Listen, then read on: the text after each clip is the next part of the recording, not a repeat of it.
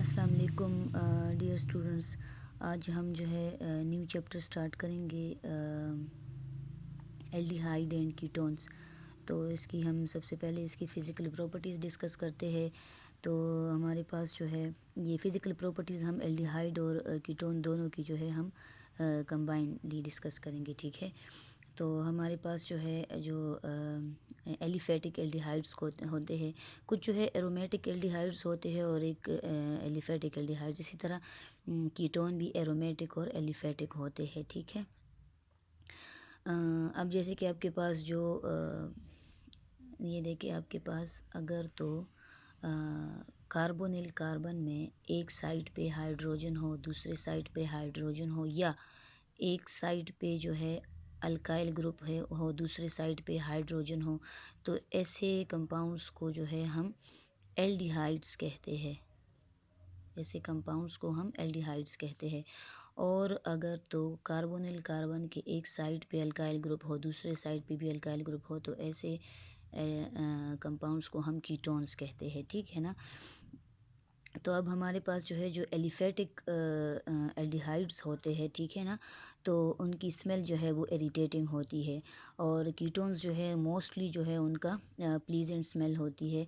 Aromatic aldehydes जो है उनकी स्मेल जो है प्लीजेंट होती है और एलिफेटिक इरिटेटिंग होती है। अच्छा, फॉर्मल्डिहाइड यानी कि एल्डिहाइड्स में जो फॉर्मल्डिहाइड है ये गैसियस स्टेट में है, वाइल जो बाकी एल्डिहाइड्स है they are colourless liquid. Ketones सारे के सारे जो है इनमें सिंपलेस्ट वन एसीटोन है और वो भी लिक्विड फॉर्म में है।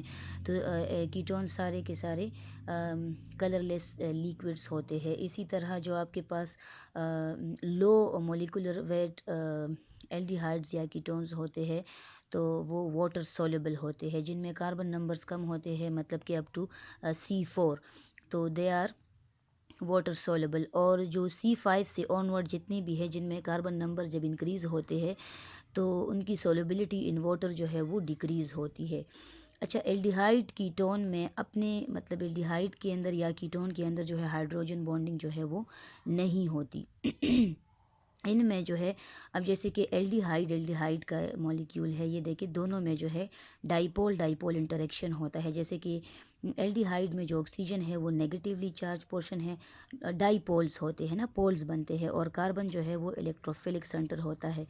अगर यहाँ पे जो डीलोकलाइज्ड ये जो इलेक्ट्रॉन है इनको अगर हम शिफ्ट कर दें टूवर्ड्स ऑक्सीजन, और हम शिफ्ट नहीं करते बल्कि ये इसी तरह होता भी है, तो यहाँ पे जो है ये नेगेटिव चार्ज आ जाता है। जब इलेक्ट्रॉन शिफ्ट होते हैं तो इधर जो है कार्बन के 3 बॉन्ड्स रह जाते हैं, तो इधर पॉजिटिव चार्ज आता है। तो ये पॉजिटिव चार्ज कार्बन इस दूसरे ऑक्सीजन के साथ जो है इंटरेक्शन शो करता है, और ये ऑक्सीजन दूसरे वाले एल्डिहाइड के कार्बन के साथ इंटरेक्शन शो करता है, और यहाँ पे जो है डाइपोल डाइपोल इंटरेक्शन जो है ये डेवलप होती है।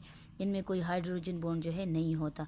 तो इनका जो बॉइलिंग पॉइंट होता है एल्डिहाइड या कीटोन का, ये एल्डिहाइड ये अल्केन से जो है ज़्यादा होता है, क्योंकि अल्केन में जो है डाइपोल डाइपोल इंटरेक्शन नहीं होता। तो due to the dipole forces, ठीक है, due to the dipole interaction जो एल्डिहाइड्स होते हैं उनका बॉइलिंग पॉइंट जो है वो की अल्केन से जो है ज़्यादा होता है, बिकॉज अल्केन में कोई पोल्स नहीं बनते। लेकिन अगर इनको हम वाटर इनमें हम ऐड कर दें तो तब जो है ये वाटर के साथ हाइड्रोजन बॉन्ड शो करता है। इसमें जो है ऑक्सीजन है जो कि ज़्यादा इलेक्ट्रोनेगेटिव है, वो वाटर के हाइड्रोजन के साथ बॉन्ड फॉर्मेशन करता है। इसी तरह कीटोन्स भी तो वाटर के साथ ये हाइड्रोजन बॉन्ड शो करते हैं। तो ये हुई इसकी फ़िज़िकल प्रॉपर्टीज़। अब इसके स्ट्रक्चर की तरफ आते हैं। तो यहाँ पे स्ट्रक्चर में इसके ऑक्सीजन का डबल बॉन्ड होता है विद कार्बन, और कार्बन के दोनों साइड पे या तो हाइड्रोजन्स होते हैं या अल्काइल और हाइड्रोजन होता है, या जो है तो दोनों साइड्स पे अल्काइल होते हैं, ठीक है ना, अल्काइल ग्रुप्स होते हैं। तो हम जो है एल्डिहाइड्स कीटोन का मिक्स स्ट्रक्चर यहाँ पे डिस्कस कर रहे हैं, ठीक है। तो यहाँ पे ये देखिए कार्बन जो है, कार्बन यहाँ पे sp2 हाइब्रिडाइज्ड है, ऑक्सीजन भी sp2 हाइब्रिडाइज्ड है, ठीक है। कार्बन के यहाँ पे 3 आपके पास हाइब्रिडाइज्ड ऑर्बिटल्स है, 3 हाइब्रिडाइज्ड ऑर्बिटल है, sp2 हाइब्रिडाइज्ड ऑर्बिटल है, अनपेयर्ड इलेक्ट्रॉन्स है 3, और ये एक ऑर्बिटल जो है इनमें भी एक इलेक्ट्रॉन है। ये जो है ये वाला जो ऑर्बिटल है ये अनहाइब्रिडाइज्ड होता है, ये वाला ऑर्बिटल अनहाइब्रिडाइज्ड होता है। इसी तरह ऑक्सीजन में जो है, ऑक्सीजन में आपके पास जो है ये आपके पास जो है हाइब्रिडाइज्ड ऑर्बिटल होते हैं, इनमें से ये एक जो है, इनमें एक इलेक्ट्रॉन होता है, दो में जो है पेयर्ड इलेक्ट्रॉन्स होते हैं, और वो एक ऑर्बिटल जो है ये अनहाइब्रिडाइज्ड रह जाता है, इधर भी इसमें एक इलेक्ट्रॉन है। तो इन दोनों जो अनहाइब्रिडाइज ऑर्बिटल्स है ऑक्सीजन और कार्बन में, इनमें जो है इसकी थ्रू पाई बॉन्ड बनता है बाय साइड वाइज ओवरलैप। और यहाँ पे जो है इधर इस कार्बन के साथ अगर यहाँ पे हाइड्रोजन, लेट्स सपोज अगर ये फॉर्मल्डिहाइड है, तो दोनों साइड्स पे ये हाइड्रोजन के साथ ये S S P two overlap के थ्रू ये बॉन्ड फॉर्मेशन करता है। और अगर यहाँ पे H है और यहाँ पे CH3 है, तो यहाँ पे अगर CH3 होगा लेट्स सपोज, तो CH3 जो है वो यहाँ पे ये sp3 हाइब्रिडाइज्ड होगा, अपना जो एक इसका ऑर्बिटल होगा विद वन इलेक्ट्रॉन, तो वो इसके साथ ये शेयर करेगा, इसके sp2 हाइब्रिड ऑर्बिटल के साथ। लेकिन यहाँ पे ये हमारे पास फॉर्मल्डिहाइड का स्ट्रक्चर है, मैंने देखे ये मैंने हाइड्रोजन यहाँ पे अटैच किया हुआ है।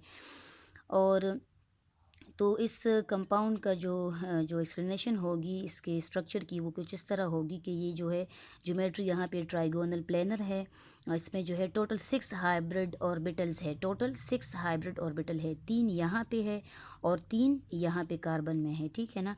आउट ऑफ 6, 4 और हाइब्रिड ऑर्बिटल जो हैं उनमें सिंगल इलेक्ट्रॉन्स है, देखिए 1 2 3 एंड 4 में सिंगल इलेक्ट्रॉन्स है।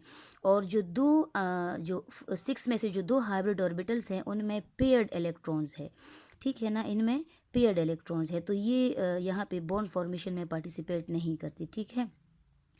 और ये वाले जो है बॉन्ड फॉर्मेशन में पार्टिसिपेट करते हैं। ऑक्सीजन का जो है एक जो हाइब्रिडाइज्ड में एक जो है ये बॉन्ड फॉर्मेशन करता है, और जो एक अनहाइब्रिडाइज्ड है ये बॉन्ड फॉर्मेशन करता है, ये दो जो है ये as a lone pair act करते हैं, ठीक है। अब यहाँ पे जो है बॉन्ड एंगल जो है वो 120 होता है, 120 डिग्री बॉन्ड एंगल होता है। और यहाँ पे दो तरह के बॉन्ड्स हैं, carbon oxygen and carbon hydrogen bond है, ठीक है। तो कार्बन ऑक्सीजन का जो बॉन्ड होगा ये ज़्यादा पोलर होगा, ज़्यादा रिएक्टिव होगा, क्योंकि यहाँ पे जो इलेक्ट्रोनेगेटिविटी डिफरेंस होता है ये जो है ये ज़्यादा है, ठीक है। अब जो है इसकी हम डिस्कस करते हैं प्रिपरेशंस, ठीक है। तो एल्डिहाइड्स और कीटोन का जो फर्स्ट प्रिपरेशन है that is oxidation of alcohol. By the oxidation of alcohol हम एल्डिहाइड्स और कीटोन जो है ये हम मिक्स पढ़ रहे हैं, ठीक है। तो by the oxidation of alcohol हम प्रिपेयर कर सकते हैं एल्डिहाइड्स या कीटोन्स, ठीक है। यहाँ पे हम potassium dichromate plus sulphuric acid use कर रहे हैं, तो इनके प्रेजेंस में जो है हमारे पास जब प्राइमरी अल्कोहल ऑक्सीडाइज होते हैं तो एसिटल्डिहाइड बनते हैं, तो aldehyde is the oxidize product of primary alcohol. और जब सेकेंडरी अल्कोहल ऑक्सीडाइज्ड होते हैं in the presence of potassium dichromate plus sulphuric acid, तो हमारे पास क्या होता है, एसीटोन बनता है, ठीक है। तो ketone is the oxidize product of secondary alcohol. ये पॉइंट्स जो है ये MCQs में आते हैं, ठीक है। अच्छा, इसका मैकेनिज़्म कुछ इस तरह होगा बच्चों, ये जो हमारे पास ये वाला हम यूज़ कर रहे हैं, ये वाला रिएजेंट, इसको हम जोन्स रिएजेंट भी कहते हैं, ठीक है ना। मतलब कि इसके इस इनसे मतलब कि potassium dichromate sulphuric acid plus यहाँ पे हम वाटर यूज़ करते हैं, ठीक है। और इससे हमारे पास ये क्रोमिक एसिड बनता है, तो इसको हम क्या कहते हैं, जोन्स रिएजेंट कहते हैं। इससे हमारे पास क्रोमिक एसिड बनता है। अब फर्दर जो है क्रोमिक एसिड हमारे पास as a oxidizing agent use होगा, ठीक है। यहाँ पे इस केस में ये वाटर जो है ये एज अ बेस एक्ट करता है, राइट। तब यहाँ पे क्या होता है, ये हमारे पास क्रोमिक एसिड का मॉलिक्यूल है, और ये जो है ये प्राइमरी अल्कोहल है CH3, ये CH2 और OH, ठीक है। सबसे पहले यहाँ पे वाटर का मॉलिक्यूल यहाँ से रिमूव हो जाता है, मैंने -H2O लिखा हुआ है, वाटर का मॉलिक्यूल यहाँ से रिमूवल होगा इसका, ठीक है। तो हमारे पास जब इस चीज़ का रिमूवल हो जाएगा तो ये क्रोमियम जो है ये ऑक्सीजन के साथ यहाँ पे ये देखिए बॉन्ड फॉर्मेशन करेगा। अब क्या होगा फर्दर नेक्स्ट केस में क्या होगा, ये हाइड्रोजन जो है this is called alpha hydrogen, और ये एसिडिक होता है। तो वाटर मैंने आपको कहा है ना कि ये वाटर जो है ये एज अ बेस एक्ट करता है, इसके पास लोन पेयर ऑफ इलेक्ट्रॉन है, लिविस बेस है, तो ये यहाँ से प्रोटॉन को एब्स्ट्रैक्ट कर लेगा, यहाँ पे आपके पास हाइड्रोनियम आयन फॉर्मेशन होगी, ठीक है। जब ये प्रोटॉन के फॉर्म में जाएगा तो अपने जो बॉन्डेड इलेक्ट्रॉन पेयर है ये कार्बन को दे देगा, कार्बन पे जो है आपके पास नेगेटिव चार्ज आ जाएगा, कार्बन पे नेगेटिव चार्ज आ जाएगा। ये नेगेटिव चार्ज ये अपना यहाँ पे डिलोकलाइज कर देगा, इधर डबल बॉन्ड आ जाएगा और ये जो बॉन्ड है, ये जो इलेक्ट्रॉन्स है ये शिफ्ट होंगे टूवर्ड्स क्रोमियम। तो यहाँ पे हमारे पास क्या बनेगा, एसिटल्डिहाइड फॉर्मेशन होगी और साथ में जो है ये स्पीशी भी हमारे पास बन जाएगी। ठीक है, अब नेक्स्ट स्टेप में जो है क्या होगा, ये जो आपके पास है कीटोन का मैकेनिज़्म। ठीक है, तो कीटोन में भी हमारे पास ये देखें सेकेंडरी अल्कोहल हमने लिया हुआ है और इसको क्रोमिक एसिड के साथ हमने जो है तो ट्रीट किया हुआ है। ठीक है, क्रोमिक एसिड के साथ जब ट्रीट करते हैं तो वाटर का मॉलिक्यूल जो है ये रिमूव होता है। इस यहाँ पे ये फिर वाटर आके यहाँ से हाइड्रोजन यानी कि जो अल्फ़ा हाइड्रोजन है ये in the form of proton, ये बेस जो है ये इस पे अटैक करता है, प्रोटॉन को यहाँ से ले लेता है और आपके पास यहाँ पे हाइड्रोनियम आयन फॉर्मेशन होता है। ठीक है, और यहाँ पे ये जो इलेक्ट्रॉन है ये कार्बन को दे देगा। अब यहाँ पे ये कार्बन पे जो नेगेटिव चार्ज है ये यहाँ पे डिलोकलाइज कर देगा, इधर ये बॉन्ड शिफ्ट होगा टूवर्ड्स क्रोमियम। तो आपके पास जो है यहाँ से क्या बनेगा, आपके पास एसीटोन बनेगा। जो टर्शरी अल्कोहल्स है उसकी ऑक्सीडेशन पॉसिबल नहीं है। ठीक है ना, टर्शरी अल्कोहल को जो है हम ऑक्सीडाइज नहीं कर सकते। क्यों ऑक्सीडाइज नहीं कर सकते, क्योंकि there is no hydrogens directly इसके साथ कोई अटैच नहीं है, तो इस वजह से इसकी हम ऑक्सीडेशन नहीं कर सकते। राइट, अच्छा जी, अब नेक्स्ट टॉपिक है कि रिएक्टिविटी ऑफ कार्बोनिल कार्बन।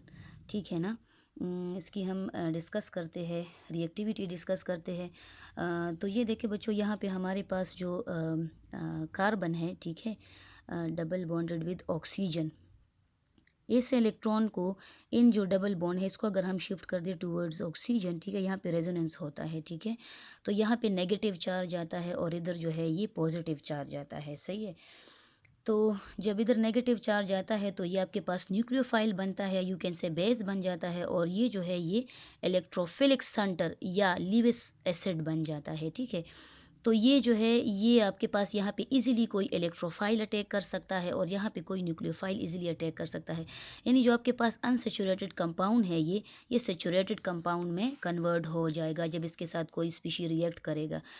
तो ओवरऑल यहाँ पे जो है न्यूक्लियोफिलिक एडिशन रिएक्शंस होते हैं। Nucleophilic addition reactions are the characteristic reactions of carbonyl compounds. Nucleophilic addition reactions होते हैं।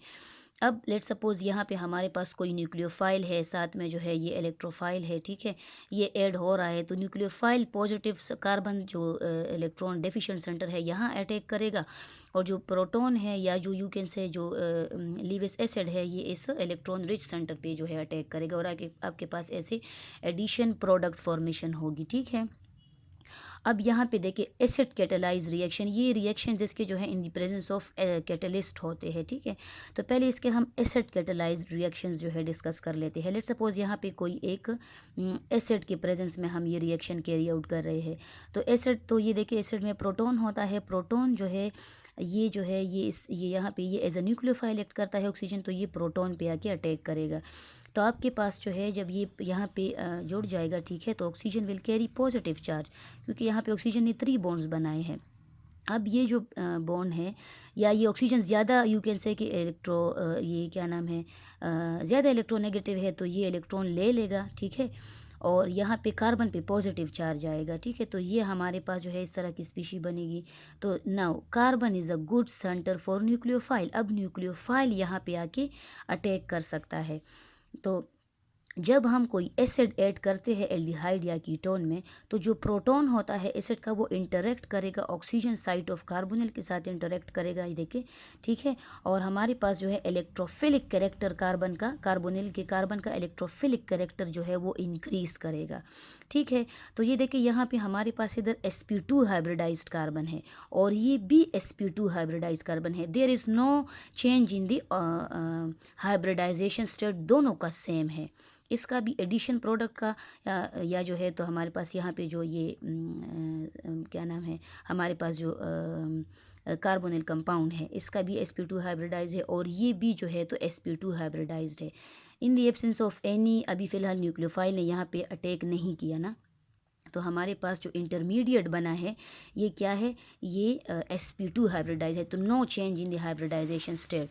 ठीक है, अब लेट सपोज ये मैंने लिखा हुआ है कार्बोकेटाइन और कार्बोनिल कार्बन वो दोनों का जो है sp2 हाइब्रिडाइज्ड है। ठीक है, तो ये इस तरह के पॉइंट्स भी MCQs में आते हैं। ठीक है, अच्छा अगर हम बेस को एज ए कैटलिस्ट यूज़ कर ले, देखिए यहाँ पे हम बेस पे ये यहाँ पे तो नेगेटिव चार्ज है, तो ये जो है अटैक करेगा इस कार्बन पे, कार्बन पॉजिटिवली चार्ज है। ठीक है, जब ये इधर अटैक करेगा तो यहाँ पे जो है अटैक करेगा तो कार्बन तो मैक्सिमम 4 बॉन्ड्स बना सकता है, तो ये इलेक्ट्रॉन डबल बॉन्ड वाले ऑक्सीजन की तरफ शिफ्ट होंगे, यहाँ पे नेगेटिव चार्ज आएगा।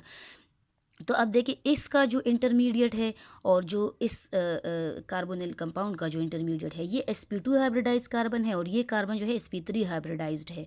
तो ये देखिए by the addition of base nucleophilic character of carbonyl compound will increase. ये देखिए अब यहाँ पे जो है ये इसका न्यूक्लियोफिलिक कैरेक्टर इंक्रीज हो रहा है। ठीक है बच्चों, तो ये हुआ इसकी रिएक्टिविटी डिस्कस की है हमने। अब इसकी रिलेटिव रिएक्टिविटी डिस्कस करते हैं कि एल्डिहाइड और कीटोन में से कौन सा वाला ज़्यादा जो है वो रिएक्टिव होगा। ये देखिए हम कहते हैं कि जो हमारे पास फॉर्मल्डिहाइड है ये ज़्यादा रिएक्टिव है देन दी एसिटल्डिहाइड और ये ज़्यादा रिएक्टिव है देन दी कीटोन, या यू कैन से कि एसीटोन से ज़्यादा रिएक्टिव है। तो इसकी दो रीजंस है, एक तो हमारे पास इंडक्टिव इफेक्ट है, दूसरा है स्टीरिक इफेक्ट।